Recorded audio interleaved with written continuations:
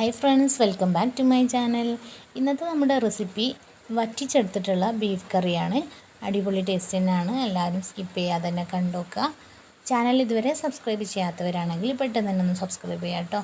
അതിന് വേണ്ടിയിട്ട് ഒരു 3/4 കിലോഗ്രാം ബീഫാണ് എടുത്തിട്ടുള്ളത്. അത് കഴുകി വൃത്തിയാക്കിയ ശേഷം നമുക്ക് ഇതൊന്ന് കുക്കറിൽ വേവിച്ചെടുക്കണം. വേവിച്ചെടുക്കുന്ന സമയത്ത് ഒട്ടും തന്നെ വെള്ളം ചേർത്ത് കൊടുക്കണ്ട. അല്പം മഞ്ഞൾപ്പൊടിയും ഉപ്പും അതേപോലെ കുറച്ച് മുളക് പൊടിയും കുരുമുളകും എല്ലാം കൂടെ ചേർത്തിട്ട് നമുക്കിതൊന്ന് 3/4% വേവിച്ചെടുക്കണം. അതിനുശേഷം നമുക്ക് ഇതിലേക്കുള്ള മസാല തയ്യാറാക്കാം. ബീഫ് വേവിക്കുന്ന സമയത്ത് വെള്ളം ചേർക്കേണ്ടെന്ന് പറഞ്ഞിട്ടുള്ളത് ബീഫ് തന്നെ ഉണ്ടാവും കേട്ടോ. കുറച്ച് വെള്ളം ഇറങ്ങാൻ വേവിക്കുന്ന സമയത്ത് ഒരു മീഡിയം ഫ്ലെയിമിലിട്ട് ഒരു 3-4 വിസിലടിക്കുമ്പോഴത്തേക്ക് നമ്മുടെ ബീഫ് ഒരു 3/4 വേവായി കിട്ടും. പിന്നെ നമ്മുടെ മസാലയ്ക്ക് വേണ്ടി ഞാനിവിടെ വെളിച്ചെണ്ണയാണ് ചേർത്തിട്ടുള്ളത്. അതിലേക്ക് അല്പം ഉലുവയും പൊട്ടിച്ച് സവാള വേവിക്കാൻ വെച്ച് കൊടുത്തിട്ടുണ്ട്. സവാള നന്നായിട്ട് തന്നെ വഴന്ന് കിട്ടാൻ വേണ്ടിയിട്ട് നമുക്കതിലേക്ക് അല്പം ഉപ്പ് ചേർത്ത് കൊടുക്കാം.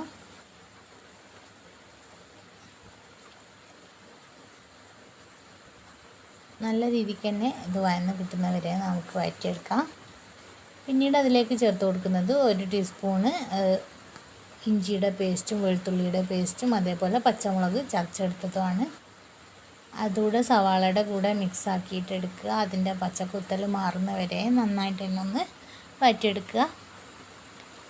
പിന്നെ ഞാനിതിലേക്ക് ഒരു 1.5 തക്കാളിയാണ് എടുത്തിട്ടുള്ളത്. തക്കാളി കൂടിപ്പോയിട്ടുണ്ടെങ്കിൽ നമ്മുടെ കറിക്കൊരു പുളിപ്പ് വരും. അതുകൊണ്ട് തക്കാളി കുറച്ചെടുത്താൽ മതി കേട്ടോ. ഞാൻ ഒരു മീഡിയം സൈസിലുള്ള ഒരു തക്കാളിയാണ് ഇതിലേക്ക് കട്ട് ചെയ്ത് കൊടുത്തിട്ടുള്ളത്. ഇതെല്ലാം കൂടെ നന്നായിട്ട് തന്നെ വെന്തൊടിഞ്ഞ് വരുന്നവരെ നമുക്കിതൊന്ന് വഴറ്റിയെടുക്കണം.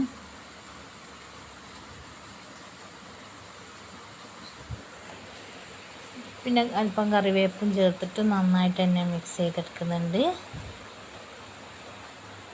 അപ്പോൾ ഈ ഒരു രീതിക്ക് തയ്യാറാക്കാത്തവരാണെങ്കിൽ മസ്റ്റായിട്ടും ഇതൊന്ന് തയ്യാറാക്കി നോക്കണം. അടിപൊളി ടേസ്റ്റാണ്. കുറച്ച് നേരം മൂടി വെച്ചിട്ടൊക്കെ ഒന്ന് വേവിച്ചെടുക്കാം കേട്ടോ, ഒടിഞ്ഞ് കിട്ടുന്നവരെ. നന്നായിട്ട് തന്നെ വഴന്ന് വന്ന ശേഷമാണ് നമ്മളിതിലേക്ക് മസാലപ്പൊടികൾ ചേർത്ത് കൊടുക്കുന്നത്. 1/4 ടീസ്പൂണോളം മഞ്ഞൾപ്പൊടി ചേർത്ത് കൊടുക്കുന്നുണ്ട്. നമ്മൾ ബീഫ് വേവിച്ച സമയത്തും ഇതെല്ലാം ചേർത്തിട്ടുണ്ട് കുറച്ചാട്ടോ ചേർക്കുന്നത്. അതേപോലെ 1/4 ടീസ്പൂൺ ഗരം മസാല ചേർത്ത് കൊടുക്കുന്നുണ്ട്. 1 ടേബിൾ സ്പൂണും മൊത്തമായിട്ട് തന്നെ പിന്നെ നമ്മുടെ ബീഫ് മസാല ചേർത്ത് കൊടുത്തിട്ടുണ്ട്. പിന്നെ ഒരു 3/4 ടേബിൾ സ്പൂണോളം മല്ലിപ്പൊടി, 1/2 ടേബിൾ സ്പൂൺ മുളക് പൊടി കേട്ടോ. അപ്പോൾ ബീഫ് വേവിച്ച സമയത്തും ചേർത്തിട്ടുണ്ടായിരുന്നു. പിന്നെ പച്ചമുളക് ചതച്ചതെല്ലാം ഉണ്ട്. 1 ടീസ്പൂണോളം കുരുമുളക് പൊടി. അപ്പോൾ നിങ്ങളുടെ എരിവിനനുസരിച്ച് വേണം മുളക് പൊടി, കുരുമുളക് പൊടി, പച്ചമുളകൊക്കെ ചേർത്ത് കൊടുക്കാൻ വേണ്ടിയിട്ട്. നന്നായി വഴന്ന് വന്ന ശേഷം നമ്മൾ വേവിച്ചെടുത്ത ബീഫ് ഇതിലേക്ക് ചേർത്ത് കൊടുക്കുന്നുണ്ട് കേട്ടോ. ഒട്ടും തന്നെ വെള്ളം ചേർക്കാതെ വേവിച്ചെടുത്ത ബീഫാണ്. എന്നിട്ടും അതിൽ നല്ല വെള്ളം ഇറങ്ങി വന്നിട്ടുണ്ട് കേട്ടോ. അതുകൊണ്ടാണ് ബീഫ് വേവിക്കുന്ന സമയത്ത് വെള്ളം ചേർക്കേണ്ടെന്ന് പറഞ്ഞത്. ഇനി ഈ ബീഫ് നമ്മുടെ ഗ്രേവി കിടന്നിട്ട് നന്നായിട്ട് വെന്ത് വരണം. നമ്മളൊരു 75% വേവിച്ചിട്ടുണ്ട്. ബാക്കിയുള്ളത് ഇതിൽ ഗ്രേവിയൊക്കെ ബീഫിലേക്കൊക്കെ പിടിച്ച് നല്ല ടേസ്റ്റി ആയിട്ട് വരുന്നവരെ ഇത് വേവിച്ചെടുക്കാം. ഒരു 10-15 മിനിറ്റ് വെന്ത് വന്നിട്ടുണ്ട്. ഈ സമയത്ത് നമുക്കിതിലേക്ക് മല്ലിയില ചേർത്ത് കൊടുക്കാം കേട്ടോ. ഉപ്പൊക്കെ നോക്കി കറക്റ്റ് ചെയ്ത് കൊടുക്കുക. പിന്നെ കട്ട് ചെയ്ത് വെച്ചിട്ടുള്ള മല്ലിയിലയും കൂടെ ചേർത്ത് കൊടുക്കുന്നുണ്ട്.